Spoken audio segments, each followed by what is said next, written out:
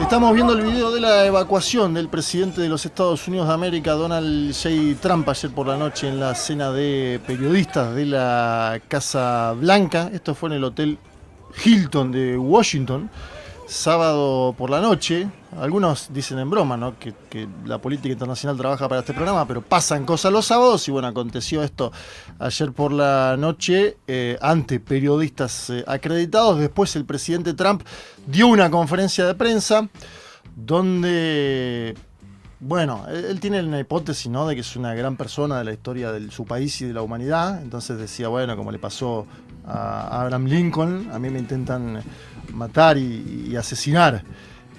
Lo es. ¿Gran persona de la historia de la humanidad? Sí. En los términos de esa frase de la frase de Kissinger, ¿no? Claro. Sí, bueno o no, mala. no digo, estás valorando. Es un hombre, digo, es de los presidentes para mí más importantes de Estados Unidos en la historia. A lo menos controversial. Sí, pero más allá de la controversia, creo que es un hombre que, digo, va a... O sea, es un antes y un después, pero bueno. Es un antes y un después.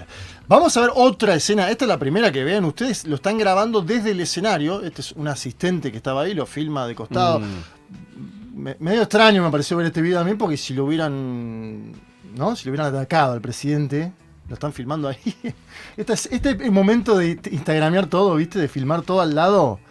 Y hay un segundo que es una imagen panorámica de los periodistas. Esta para mí es bastante choqueante. A mí, volvamos a la escena anterior, la del costado. Hay una foto hay un momento en el cual creo que es Suya Vance, que está sentada, digo, deduzco en realidad por la ropa, está de plateado. La mujer de J.D. Vance. Me parece que es ella, no lo tengo claro, pero digo, sacan al presidente y la persona que va atrás, tipo, Sí, nadie la protege y se va por el costado. Me parece fabuloso. Una escena, acá lo que se ve también es medio... Tipo, ella intentando meterse en el coso y saliendo por detrás. Yo digo que a veces tenemos, viste, uno cuando ve las películas norteamericanas, los grandes operativos, esta parte, yo no sé la del shooter, ahora nos vamos a meter en eso. Esto fue medio, ¿no?, como... Toda una berretada. Por eso, no se ve... Clase C, chicos. Clase C. Y no sé, mirá, ya van 2 veces que le tirotean a La él. tercera. Tres. Bueno, no. Igual acá no lo tirotearon. Ni siquiera lo llevan a tirotear acá, pero... Tiroteo uno. Claro. Sí, pero digo, como todo muy atrás. Después hacen de esa pantomima de lo cubren como si fuera... Pero ya había pasado todo, quiero decir, siempre, nunca llegan a tiempo a nada. Eso es lo que digo. Esta es como la de Maduro en 18. Mímica hollywoodense para que digamos, oh, qué impresionante, cómo lo resguardan. Digo, esa salida, el tipo, el otro ya estaba... Ya le habían agarrado. Al primero que evacúan, de hecho, es a J.D. Vance. Y después van por Trump. ¿En serio? Primero sacan a Eso es Vance, raro. que está en un lado. No, debería ser así. Y ahora la información que están Hay que entregando cuidar al futuro presidente, ¿no? desde el servicio secreto es que no iban por Trump, sino que iban por su gabinete. Bueno, vamos a ver la imagen, la segunda, la que le decía, la panorámica. Esta me parece más importante para ver lo que le pasó a los periodistas que estaban ahí. Esto es lo que sabemos hasta ahora. Vamos desmenuzando datos, ahora le vamos a presentar quién es el tirador. Es la que estaba al lado de Trump, la que huye y nadie la protege. Pero vean que se está moviendo todo y Trump se entera tarde. Vean esta imagen, Se mueven todos, se ponen todos para abajo y a Trump... Igual ahí lo están resguardando. Bueno, delante, ¿no? pero Trump se da cuenta muy tarde de la escena también, eso te quiero decir. Tiene 80 años. No, para no te la ves venir también, ¿no? Estás ahí. Bueno, pues vos ves que estás enfrente tuyo. No van a poner para mí la toma. ¿Cuál es la toma? A ver. Cuando pasa todo y ahí enfocan a un periodista, seguro que es periodista, que está sentado y sigue morfando. Muy buena. O sea, ya todo esto, ya el salón era un caos. Sí. Pero la comida estaba servida. O sea, sí, me pareció muy de buen periodista. Sí, o sea, total. O no. Y te dice, este postrecito. ¿Era un postre que estaba comiendo? El tipo está ahí en cucherea mientras todo estaba... Tiene templanza ese hombre, ¿no? Sí. Y hambre. Tiene templanza. ¿Cuándo comes gratis el menú de la Casa Blanca? Si no se va a enfriar también. No lo vas a regalar por un tiroteo de mierda, escúchame. Que ya había pasado. Encima. Bueno, vamos a hablar de la etapa de The Washington Post porque todos los medios norteamericanos están hablando de esto. Yo le digo, esto causa impresiones porque hay gente que dice no, ¿qué pasó? Hay otros que dicen humo. Bueno, esto... en general sucede, ¿no? Con los ataques, los atentados. Me acuerdo de lo que sucedió con Bolsonaro en el 18, que había muchas hipótesis. Bueno, la tapa de Washington Post es caos en la cena de periodistas de la Casa Blanca. Yo vuelvo a decir que Trump parecía muy, no sé, como filosóficamente cuando le preguntan, él dice, bueno, yo he estudiado los asesinatos, las personas más influyentes son las que más le hacen esto, fíjate en Lincoln, las personas que causan mayor impacto son aquellas a las que persiguen. Hemos cambiado este país y hay mucha gente a la que eso no les gusta, hablando supuestamente de este hombre, que además insólitamente, o no, un hombre muy formado, ¿no? El shooter. Era un docente. Ingeniero, maestro de 31 años, tenía una tesis de maestría. Es decir, un tipo que a los 31 años, y bueno, y dijo... uno que entregaba las tesis, ¿ves? No hay que entregar las tesis. Eso decís vos. Eso. La maestría está bien entregarla. La doctoral es... Se graduó en el Instituto Tecnológico de Torrance, conocido como Caltech. A mí estas cosas me ponen conspiranoico porque... A ver, me gusta yo no ese lo soy, Vázquez. yo no lo soy, no Pero lo soy. bueno. Metodológicamente soy anti eso, pero me pasa cuando pasan esto y ves esas fichas de vida, decís, che, no tiene sentido. Este tarado que... O sea, De un día para el otro enloqueció. fue a arruinarse la vida. Siempre me cuesta terminar de comprar, qué sé yo, pero bueno. Y después lo otro que pasa es que, verdad, en Estados Unidos casi que tirotean a todos los presidentes, loco. O sea, No, Boludo, y- tirotean una Reagan, escuela por semana, no van a tirotear al por presidente. eso, pero digamos, la verdad que más allá de Abraham Lincoln, que está bien, Trump se quiere comparar con... Se quiere parar por encima, Igual, ¿no? ojo, si se compara con Reagan en el imaginario de su partido, él está contento. Él No, se pero podría pasa- poner ahí. Lo que pasa es que Reagan no lo mataron, es medio fracasado. A lo que voy es que hay una costumbre, ¿viste? Hay una constancia. El Y tipo que le disparó a Reagan, ¿se acuerdan que era para impresionar a Jodie Foster? Bueno, pero cada ese uno, fue el motivo. cada uno con sus móviles. Y lo otro que también es un patrón común es que dicen siempre son de California, los shooters, mirá. al menos en el caso de los republicanos, y que había una donación de $25 a la campaña de Kamala Harris. Muy Esa es otra poco, información que entrega. $25. No era un gran militante. Bueno, tampoco, era un pero hombre que vamos a estaba- ver. Pará, bueno, O sea, no tenía pará, guita, pará. le puso el cuerpo. Yo te digo cómo es, El era un nivel hombre- de compromiso es rarísimo. No, no, o sea, es que tipo, es un hombre muy 25 dólares formado toda mi que vida. puede aportar poco porque gana poco. Claro, ¿No? un docente no puede aportar mucho a una campaña, pero sí puede comprar un arma en Estados Unidos. Ahora, y con boludo, eso. ¿quién pone guita en una campaña así? O sea, si no tenés guita, $25, digo, para la campaña de Es Kamala simbólico. Harris.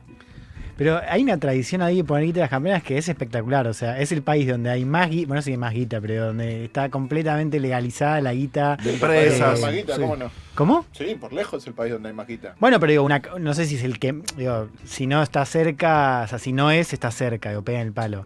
Pero digo, una cantidad de plata, de empresas, con estos esquemas legales después del 2010, con estos super PACs y qué sé yo, y vos sos un chavo que no tenés guita y le pones guita a la campaña de Kamala Harris. Igual, ojo que el small dollar es muy importante cuando uno hace la suma, es como la mitad de todo lo que se pone, a pesar Las de... pequeñas No, pero por eso digo, la donaciones. Sí, sí, tradición, la yo de digo, 5, 10. hay una tradición que a pesar de la cantidad de plata, diga, que Sí. no es, o sea, que está legalizada y qué sé yo, digo, porque una cosa es Bernie Sanders. Bernie Sanders serán un montón de pequeñas donaciones Claro. de $5, $10, Y etcétera. sin corporativos, claro. Pero Claro. digo, Obama, que recibió guita de toda la empresa que se te ocurra, igual creo que le daba el 70%, eran... Sí, los aportes pequeños. Claro, mirá. porque se entusiasmó mucha gente y Estados Claro. Unidos lo que tiene además es una tradición muy grande de poner plata en cosas, Sí, en en cosas. causas.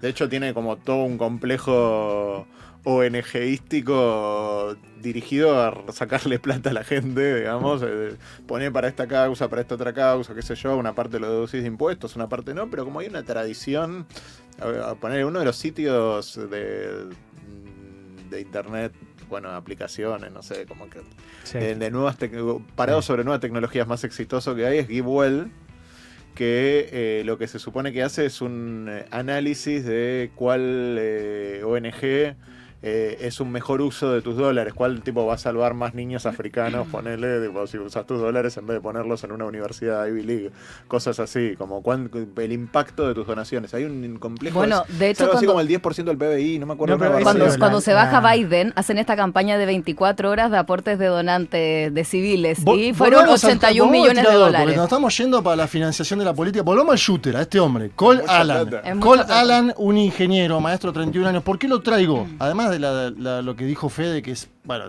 puede ser extraño que un hombre con tanta formación haga algo así o no. Lo que dijo el Servicio Secreto de los Estados Unidos de América, muchos estaban criticando la actuación del Servicio Secreto, que la criticaron también cuando fue el primer ataque a Trump, aquel famoso, Acá porque hay un video de él corriendo y Solo. le pasa por el costado. nadie lo puede agarrar como Sí, parece pasa un flaco un corriendo? sketch, parece. Dale. Esa parte. Lo que dice el servicio secreto es que parece que se trata de un actor solitario, porque siempre cuando pasan estas cosas, vos decís hay una organización detrás, aparece la escena esta de si es o no el lobo solitario. En Estados Unidos siempre son lobos solitarios.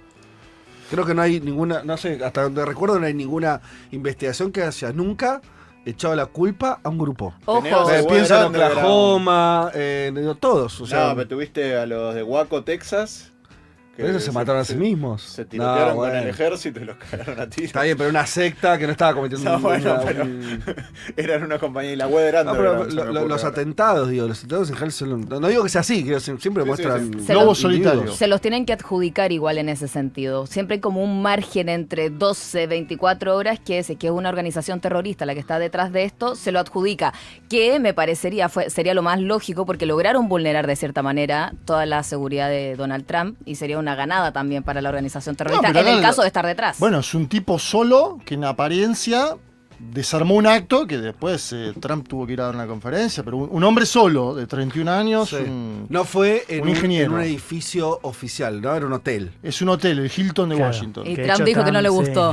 Como que Trump le tiró un poco de tierra cuando habló. Sí. Después. Sí, es que hizo una conferencia de prensa muy suelto de cuerpos, evidentemente como que hay algo de ese Pero es que episodio no pasó nada, el tiro, ¿dónde se tiró? No, pero muy suelto de cuerpo porque estaba risueño, Sí, de hecho sí. hasta le tiró buena onda a la prensa, porque esto era una cena de periodistas, era como la cena de CPEC, digamos. Sí, pero... es el evento, de hecho, de la cena de periodistas, el White House Correspondence. Por cierto, buen momento para mencionar que en la Pink House no hay más correspondence porque los echó el gobierno de Javier Milei. Sí. Me parece Es para evitar que- tiroteos. Sí, me parece que hay que La señalar vio. el punto. Es donde Obama hizo todo su acto burlándose de Donald Trump y sí. su acto de nacimiento que probablemente le dio nacimiento a la candidatura presidencial de Donald Trump. ¿Verdad? Vamos ahora, si les parece, a Peter Thiel. Todo tiene que ver con todo. Peter Thiel, uno financista no de la última campaña de Trump, sí de J.D. Vance, el vicepresidente. Pero este hombre está en Argentina. Le mandamos un saludo si está escuchando. Es un vecino de la ciudad de Buenos Aires. Ya compró su propiedad. Claro, Sí. entiendo que sí, en Algunos en dicen Barrio Parque. Algunos En dicen el 4 muy millones, otros 12. hermoso barrio Parque, ciertamente, donde vive gente con mucha plata. Bueno, y estuvo en la casa de gobierno, donde hay 3 camisetas de Estudiantes de La Plata. No entiendo bien por qué tantas, pero 3 camisetas cuento ahí, una a la izquierda, una al centro, otra a la derecha. Ahí estuvo Peter Thiel, este empresario dueño de Palantir, fundador en su momento de PayPal, con el presidente Javier Milei. Se habló mucho en la semana. Acá me gustaría que tengamos por ahí un momento de charla. Lo quiero sacar del baiteo a esto, porque también vi que se usó mucho Peter Thiel y todos los... O buena parte, no quiero ser malo tampoco, pero buena parte de los productos que vi eran, ¿viste? Claro. Byte. Sí. Byte es Byte. Yo no ¿Qué quiero... sería Byte acá? Y empezar a contar la bio, pero solo quedarte en anécdota Claro. o cosa, o decir el libro que sacó, o los 22 puntos. Vayamos Bastante un poco bueno más el allá. libro, ¿eh? Tenemos un equipo que es el mejor de la cual? Argentina. Yo Pero- te lo abro así si querés. Me parece que lo que está claro, más allá de muchas cosas, que además vienen con novedades porque estuvo el manifiesto publicado De Palantir. de Palantir hace poco, me parece que Thiel representa muy bien a lo que sería una serie de empresarios norteamericanos de una generación más nueva, vinculado obviamente a lo tecnológico, a la IA, lo que quieras, pero el punto es que se piensan para mí como, a diferencia de lo que nosotros tenemos en la cabeza como empresarios, se piensan tanto empresarios como políticos, como intelectuales, como creadores del mundo, ¿viste? Me parece que tienen esa voluntad, ¿no? Y a mí me parece que Él es el más formado de toda esa camada. la humanidad se va a jugar un partido entre derrocarlos. A ver, eso me No, interesa. o se derroca a esta gente o está mal horno, porque están explicitando de una manera muy clara que quieren ser ellos, por fuera de cualquier marco democrático, yo qué sé, las reglas y cómo va a funcionar la sociedad. Occidental al menos, bueno, qué sé yo. O ganan o pierden, vieja. O sea, hay veces que no hay mucha vuelta.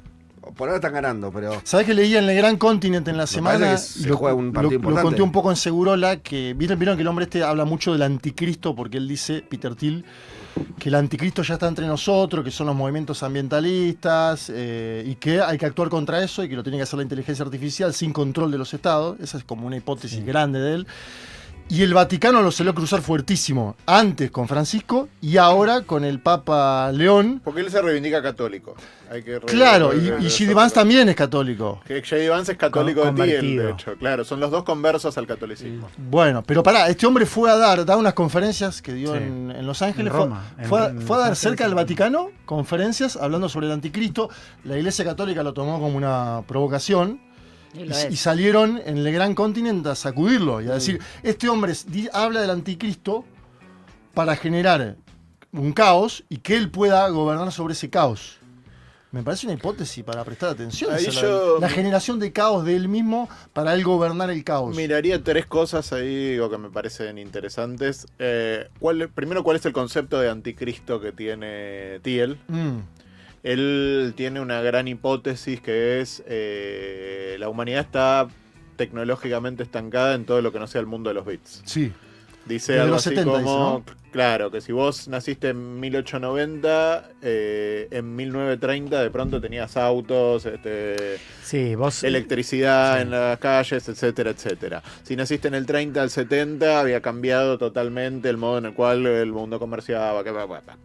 Si vos mirabas, eso está muy interesante en la entrevista que le hace Ross Douthat del New York Times, dice, si vos mirás Volver al Futuro, la película, la gente sí, no tiene celulares, pero básicamente el mundo es muy parecido. Sí, y vos soñabas, también para pensar un poco la idea del futuro, vos soñabas con autos voladores y tenés smartphones. El inventor de la frase, nos prometieron autos voladores y nos dieron 140 caracteres, es él. Pero bueno, ahora son 280 caracteres, gran cambio. Lo que dice es la tecnología está estancada y tiene algunas hipótesis sobre por qué está estancada, que básicamente son las regulaciones del Estado y los movimientos sociales.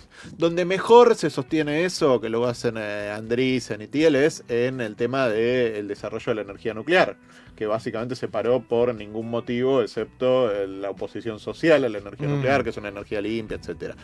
Lo extrapolan a absolutamente todo.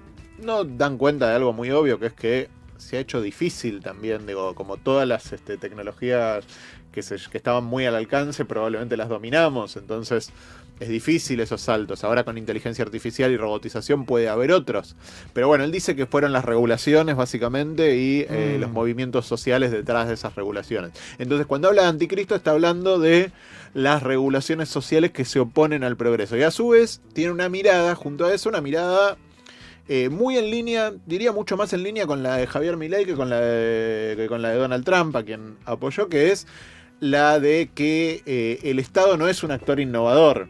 Lo cual, bueno, hay muchos estudios bastante serios, diría, que dicen lo contrario. En general, toda la innovación básica vino de la mano del Estado y después el modo en el cual la industria los adopta, etc. Pero él dice, la innovación está atacada por el Estado es un enemigo de la innovación, hay que devolverlo.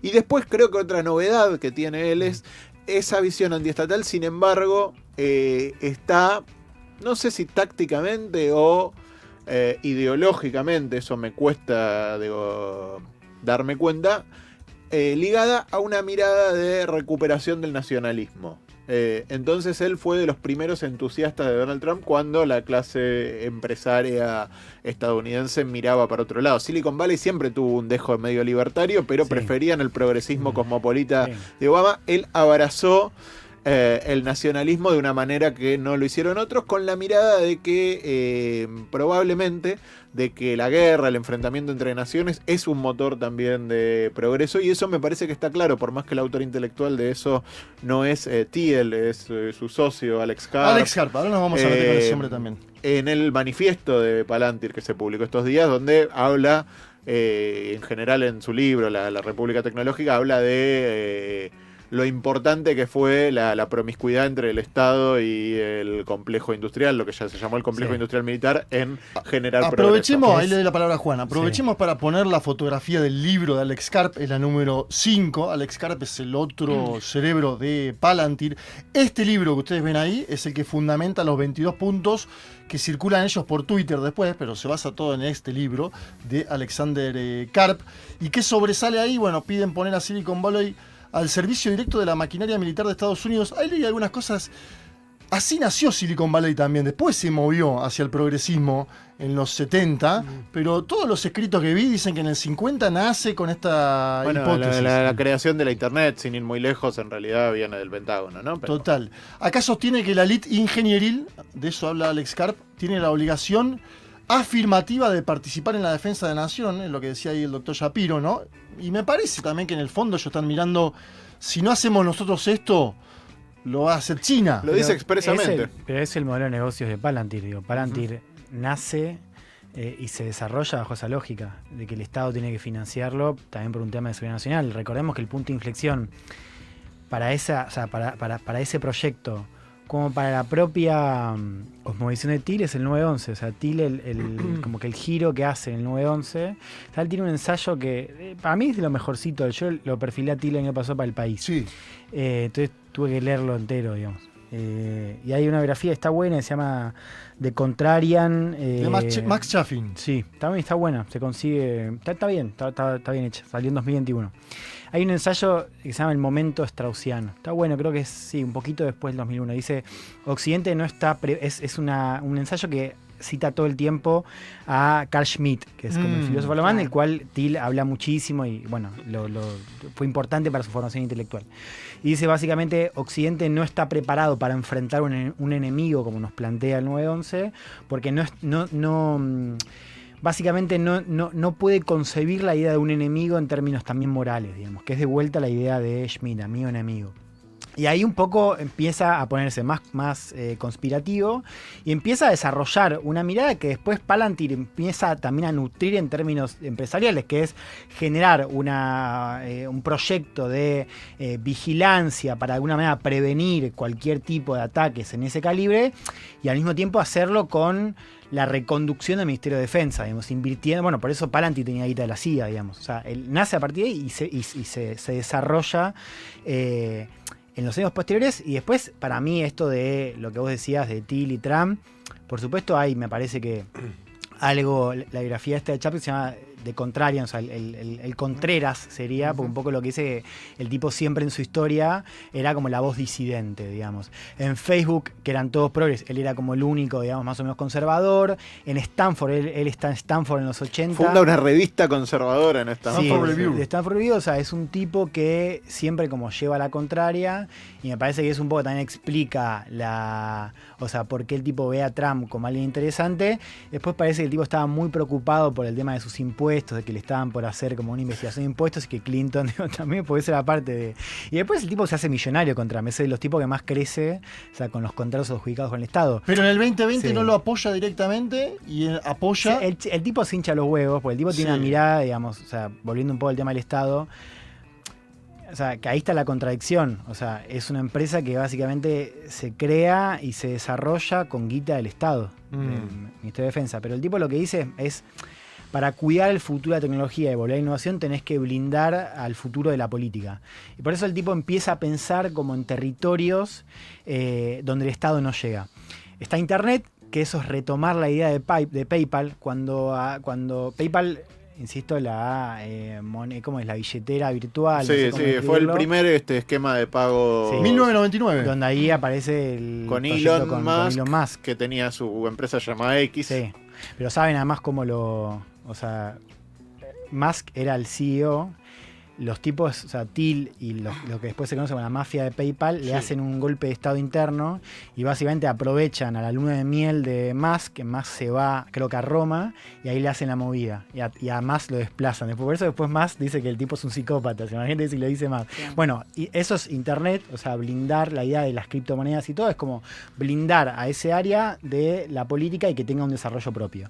Y después el mar, o sea, el tipo tenía un proyecto como de armar como unas islas libertarias en el mar, y en el espacio, digamos, que es lo que después termina siendo Musk y Bezos. Claro. Digo, esa es un poco la idea de sacarlo de... Los niveles de megalomanía son espectaculares. Del Estado.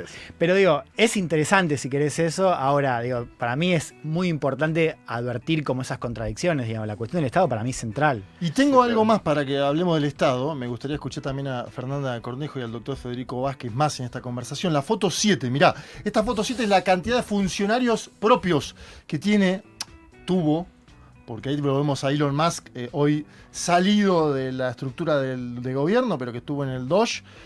Ahí tenemos una placa de Fortune, donde se pone a Peter Thiel en el centro, y donde además vemos funcionarios como J.D. Vance, Musk, Sachs, Barbaccia, O'Neill, Wright, Minor, Witt, Waltz, disculpen mi pronunciación del Caritas inglés. conocidas. Sí, caras conocidas de los departamentos de Estado, de Defensa, de Salud, la oficina de la vicepresidencia. Luke Farrington, por ejemplo, ahí arriba era un pibe que recibió una fellowship, porque Thiel en un momento empezó como a darle plata como a chicos para que hagan como para que dejen la universidad y se dediquen a poner emprendimientos. Y Farrington fue un fellow de Godo que después termina laburando en Dodge.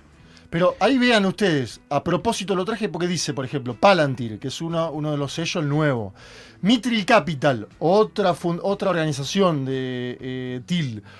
Ohio, Stanford Review, hay gente que escribía con él, que era de Stanford, y también Sachs, que es el zar de la IA. Claro. Ese era el como compañero intelectual de Thiel en Stanford. Bueno, lo tiene en la estructura. Gente que venía de Sachs PayPal. Un tipo, muy, muy invertido en cripto, de hecho. Esto es los que no creían en el Estado, en la estructura del Estado hoy.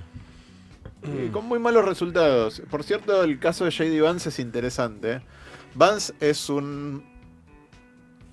hace una mala elección en términos de votos, le alcanza para ser elegido porque Ohio se convirtió en un estado muy republicano, digamos, era un estado en el que se competía, pero hace una mala elección en términos de votos, es electo y llega a la vicepresidencia porque lo impulsan todos estos tipos. Ahora, Thiel hace dos grandes apuestas en esa elección. Vance, que hace una mala elección, y Blake Masters, que es candidato al Senado de Arizona, que hace la peor elección de los Estados Unidos y es probablemente el peor candidato que existe, que es su coautor en 0-1. Sí. Es más, de hecho, a Vance lo salva Trump. Claro. O sea, Thiel financia a Vance. Thiel, que además parece que era como uno de estos pibes que escucha la historia, cómo llega Vance, escucha una...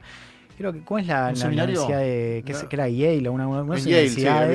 Va Thiel a hablar, parece que se queda fascinado, digamos, Vance con Thiel, porque además Vance tiene esta idea de que era como medio el único conserva del interior.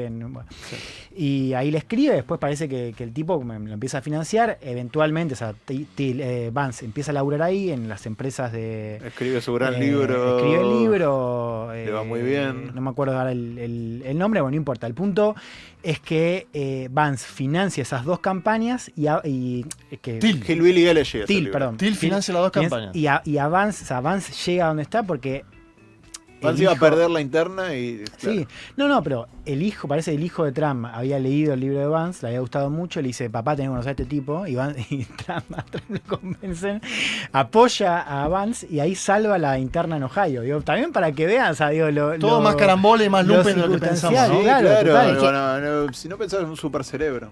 Que además es más esto de que quién financia la política, dependiendo de los países, es más antiguo que el hilo negro, pero pasa que ahora los intereses son distintos y cuando te financian una campaña, una candidatura, en este caso Peter Thiel a J.D. Vance, es que ponen a un funcionario que le tiene que responder de alguna manera a estos tecnofeudalistas que están ejerciendo mucho poder. Ellos tienen su carrera propia, que la piensan extra Estado, pero también cuando tienen una patita en el Estado todo se les vuelve mucho más viable. De hecho, me estaba acordando a raíz de todo esto de las denuncias que recibió Twitter en su momento por no respetar las legislaciones en la Unión Europea, en Brasil también Lula se enfrentó con Elon Musk, pero ellos buscan igual tener esta especie de extensión de las leyes propias de cada lugar porque creen tener algo distinto. Si es que están dentro del Estado, eso se vuelve un poquito más normal y se les incluye dentro de lo social y hay leyes que los van a amparar también por más que no busquen respetar los consensos sociales y también legales que existen hasta el día de hoy. Sí, en línea con lo que decías vos, Fer, el gobierno de Trump está más o menos establecido, no son negociaciones públicas, pero creo que la información es buena, que pone los temas de regulación de redes sociales en su agenda de negociación, tanto en Brasil como en la Unión Europea. Digo, es un tema, en Brasil fue explícito en las sanciones, pero después en la negociación, cuando le dicen qué me tenés que dar, una parte es ir para atrás con esas regulaciones y en la Unión Europea también, claramente ejercen presión sobre el gobierno de Estados Unidos para que responda directamente a sus intereses. Yo volvería y tomando toda la información que volcaron recién, que es mucha y son personajes que además como publican libros, producen, como hay elementos como para entender un poco cómo, con cierta exactitud, sus ideas, esta cosa que además en esta era, digo porque es distinto a otros momentos, donde conferencias que se viralizan, ¿viste? Hay mucha palabra, hay mucha, dejaron mucha información de todas estas ideas que estaban sintetizando recién los chicos. Yo la vuelvo a resumir porque también me parece que ese ejercicio es útil, en que es una construcción de poder. O sea, en ese sentido no hay nada nuevo, quiero decir, más allá de la hojarasca retórica, más allá de que esto está sucediendo ahora en el 2026 con la IA y con los elementos técnicos que hay, es un grupo que es distintos grupos, con las conexiones que contaron recién, más otras, etcétera, con ese vínculo con el Partido Republicano, con ese vínculo con el trumpismo, que quieren tomar el poder. Para mí, si no se piensa así, estamos mal. Eso lo vimos 20.000 veces en la historia de la humanidad, en Occidente. Grupos que tienen un proyecto de poder. O sea, y como lo tiene también Elon Musk, etcétera. Después adentro tienen sus contradicciones, sus alianzas. Lo que vemos, a mi entender, por lo que vamos enterándonos, con muchas coincidencias. Yo no siento que lo del Estado sea ninguna contradicción. Si vos querés tomar el poder, o sea, vas a usar todas las herramientas que tenés disponibles. Estás afuera del Estado, será sin el Estado. Cuando tenés la posibilidad de usar el Estado a tu construcción de poder, la usarás como de hecho lo usaron. Recién Juan decía, bueno, como el proceso de enriquecimiento a partir de los contratos públicos, bueno, mil maneras, es evidente. A lo que voy es que yo siento que a veces con estas cosas se politiza menos, ¿viste? Como entramos en un terreno que le creemos demasiado. Quiere decir, es como, salvando las distancias, vos agarrás otro libro y decís, che, mirá, en el tercer renglón de mi lucha, Hitler, mirá, y está bien, es un ejercicio que tal vez en los 30 algunos intelectuales habrán hecho. Ahora lo que voy es, no nos olvidemos que es gente queriendo conquistar el poder en un momento, y cierro con esto, medio complicado, porque está el nivel de vacío en Occidente, de contrapesos, que esa toma del poder se está produciendo frente a nuestros ojos, todavía con contrapesos. Estamos hablando de Barcelona, ¿viste? Los contrapesos son... Hoy lo vamos a charlar en la... Pero digamos, todavía muy a construir socialmente y todo. Estamos muy desguarnecidos frente a eso. Pero está ocurriendo esa situación. Por eso yo decía antes, y no le decía en chiste ni para baitear nada, y bueno, o esa toma del poder se produce, o alguien impide que tomen el poder. Pero para mí estamos viendo ese partido cómo se resuelve. Dos cosas. Yo de las mejores cosas que leí de Thiel es una nota que siento a Fede le va a gustar mucho, que es una nota de John Gans, que es un chico Peter Thiel es un fascista. Dice, bueno, hijo de puta, me cagué. Dice, el enigma... Concha de la me lo spoileó. Este es impresionante. No, es tremendo. O sea, sopla los goles, ¿viste? Además, justo con esa la fascinación ansiedad, que tiene que dar, bien. dice, el título es El enigma de Peter Thiel. Y la bajada es, no hay ningún enigma, es un fascista. Digo, bueno, punto número 1, me lo cago. Y la número... Muy buena esa nota, leanla. Después... lean a John Gans, lean a muy buena. Front. Y la segunda, digo, yo cuando pensaba un poco en, el tema de Thiel y demás, era justamente porque decís, bueno... Vos vas a un futuro donde la democracia liberal, capaz el futuro no tenga en cuenta la democracia liberal, ¿no? Por eso justamente hay algo de, ¿por qué es importante leerlo, digamos? Bueno, porque el tipo está proponiendo la idea de nuevo orden, que nunca está claro, por ahí las contradicciones, nunca lo ves de manera nítida, pero bueno, es un tipo que está proponiendo algo. Bueno, ¿con qué te parás, digamos? Por eso creo que esa discusión interesante... Y también creo que eso explica algo de la fascinación que el tipo tiene o tenía. Ubican lo que digo, que hay una parte de la izquierda que está fascinada con estos tipos. Eso me parece un delirio. Lo que veo como contrapeso real de lo que viene pasando, y me parece que no casualmente es en Estados Unidos el epicentro donde empieza a hacerse eso con fuerza, es que del otro lado, entre comillas, empieza, a diferencia de otros momentos... la idea de que el problema son los súper ricos. Que no es exactamente, si querés,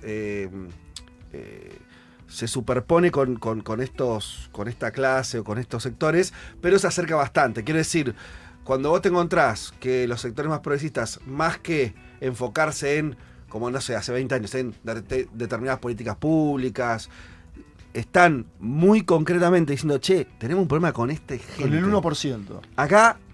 o esto se frena o vamos a entrar en un problema. Me parece que, sin decirlo del todo, es como la contracara de los Peter Thiel, ¿no? Me parece que por eso aparece ese tipo de programas, por así llamarlo. Porque si no sería, digo, no me parece solamente sea porque hubo un nivel de concentración muy alto, etcétera, sino porque empieza a haber una identificación de quiénes son los que están manejando este proceso, ¿no? Bueno, eso está claro, digo, hay una cosa re interesante en el gobierno de Biden, la gente que estuvo a cargo de la política sobre monopolios. Lina Khan, efectivamente. Que Vance decía que Vance estaba a favor de Lina Khan. Sí, lo cual era raro porque todo el mundo de Silicon Valley la detestaba. Pero Lina Khan es una emergente de un movimiento estadounidense que es antimonopolístico, entre comillas. Sí. Pero que enfoca la idea del monopolio no por el golpe a los consumidores, sino por el modo en el cual la acumulación de riqueza por las empresas deriva en acumulación de poder social, y dicen, hay que frenar lo que llaman monopolios, que además después tampoco son monopolios, no importa, porque tienen demasiado poder y están bastardeando la vigencia misma de la democracia. El problema que le veo a Yapi por ahora en la política norteamericana es, creo no equivocarme, que durante al menos todo el siglo XX, que hubo también procesos de concentración muy importantes y demás, en Estados Unidos nunca un partido relevante, una situación, estructuras políticas que podían poner un presidente, dijeron que el problema podían ser los más grandes empresarios. Siempre se pensó distinto de la política. Eso es así, por eso estoy diciendo que es interesante que una persona que tenía una posición relativamente alta, y diría que tenía un sector en el Partido Demócrata, que es el que se referencia con Elizabeth Warren, y ni que hablar los que están con Bernie Sanders, pero digo, yo creo que hoy están identificados esos sectores, hay varios fenómenos por los cuales un sector muy grande del Partido Demócrata creo que está corrido a la izquierda de una manera que no estuvo en el siglo XX. Pero es un ruidazo, quiere decir, no, sí.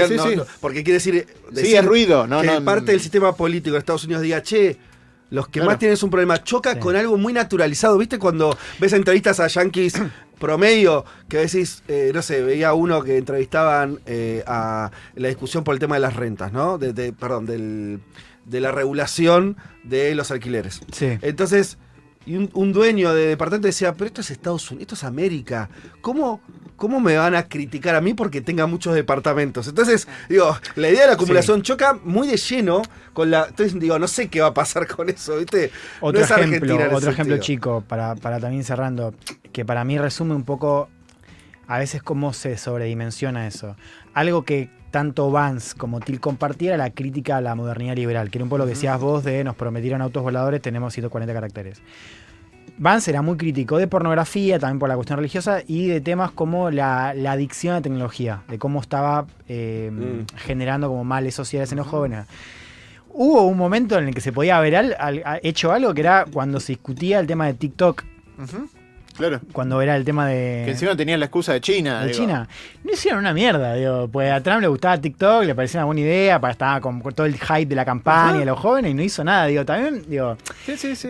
La pregunta para mí es, ¿cuánta influencia real, en la influencia de todo lo que estamos discutiendo, el futuro del mundo lo tienen? Pero para pensar esta cuestión más programática, yo creo que esa influencia de estos tipos, Vance, Thiel, en cómo moldean esas decisiones de política pública, son mucho menos de lo que se cree.